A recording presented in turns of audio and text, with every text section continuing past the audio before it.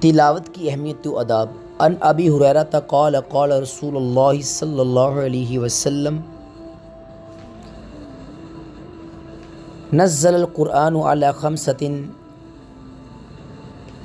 اوجہ حلال و حرام و محکم و متشابہ و امثال واعملوا بالمحکم و آمنوا بالمتشابہ واعتبروا بالامثال۔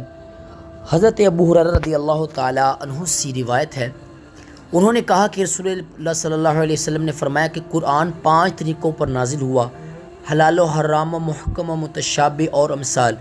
تو تم لوگ حلال کو حلال جانو اور حرام کو حرام جانو، اور محکم پر عمل کرو اور متشابہ پر ایمان لاؤ، اور مسئلوں یعنی گزشتہ امتوں کے قصوں اور مثالوں سے عبرت حاصل کرو۔ قرآن عظیم کے مذکورہ بالا 5 مضامین پر مطلع ہونے کے لیے ضروری ہے کہ قرآن پاک کو بغور اور بار بار سمجھ کر پڑھا جائے۔ اسی لیے تلاوت قرآن مجید کا اس قدر زیادہ ثواب ہے کہ ہر حرف کے بدلے 10 نیکیاں ملتی ہیں، یعنی مثلاً کسی نے صرف الف لام میم پڑھا اور اس کی تلاوت مقبول ہو گئی تو اس کو 30 نیکیاں ملیں گی، کیونکہ اس نے قرآن کے 3 حرفوں کو پڑھا ہے۔